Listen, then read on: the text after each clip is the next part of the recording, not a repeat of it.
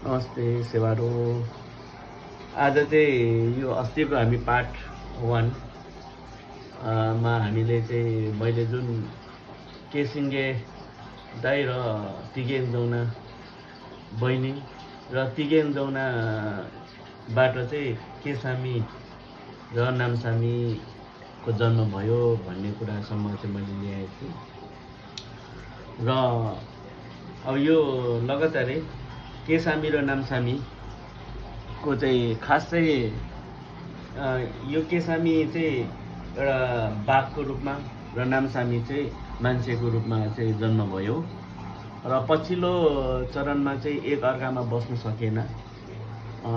कुनै हालतमा पनि बस्न नसक्नेको कारण चाहिँ केसामी बाघको रूपमा आयो, चितुवा भन्छ, र नामसामी चाहिँ मान्छेको रूपमा आएपछि उनीहरूको मन सोच विचारहरू एउटै हुन सकेन।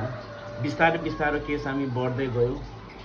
बढ्दै जाँदा उसले धेरै खानेकुराहरू चाहियो, धेरै मासु खानुपर्ने भयो र एकअर्कामा बस्न नसकिसकेपछि चाहिँ आमाले त दुईटै छोरालाई माया गर्थे, तर आमाले जति माया गरे पनि दाजुभाइको झगडा हुने इत्यादि चाहिँ सोचहरू विचारहरू एउटै नभएपछि चाहिँ नामसामीले आमा तिगेजौनालाई ल म चाहिँ दाइसँग सँगै बस्न सक्दिनँ, म कुनै ठाउँमा चाहिँ गएर म धनुष सिक्छु, धनुष सिकेर चाहिँ म आएर लड्छु, कि त दाइ रहनु पर्यो कि त म रहनु पर्यो, दुईजनामा एकजना चाहिँ मर्नै पर्छ भनेपछि चाहिँ आमा दाइ चाहिँ भनिसकेपछि नामसामी चाहिँ धनुष सिक्न गए। हिम्बिरे यङदाङ भन्ने चाहिँ माथि ताप्लेजुङको सिरान कहाँतिर लेकतिर चाहिँ सिक्नु गयो र सिकिसकेपछि चाहिँ फेरि नामसामी चाहिँ घरमा आयो र आमासँग राख्यो। आमा म धनुष सिकिसकेँ, अब दाइ यी त दाइसँग म लड्नुपर्छ, यी त दाइ रहनु पर्यो यी त म रहनुपर्छ भनेपछि चाहिँ आमाले चाहिँ दाइको नाममा चाहिँ बाबरी फुल रोप्यो र भाइको नाममा चाहिँ सेकमुरी फुल रोपिदियो। यो दुईवटा म रोपिदिन्छु, अब तिमीहरू लडाइँ हुन्छौ, कहाँ गएर लडाइँ गर्छौ, म चाहिँ भेट्दिनँ, अर्थात् त्यो लडाइँ गरेको ठाउँमा म आउनु सक्दिनँ। तिमीहरू लडिसकेर जसले जित्छ त्यो फुल चाहिँ फुलेर जान्छ, फक्रेर जान्छ, जो हार्छ त्यो चाहिँ ओइलेर जान्छ। त्यसले गर्दा यो तिम्रो दाइको नाममा बाबरी फुल रोपे, तिम्रो नाममा चाहिँ सेकमरी फुल रोपे भनेर चाहिँ रोपिदिन्छ।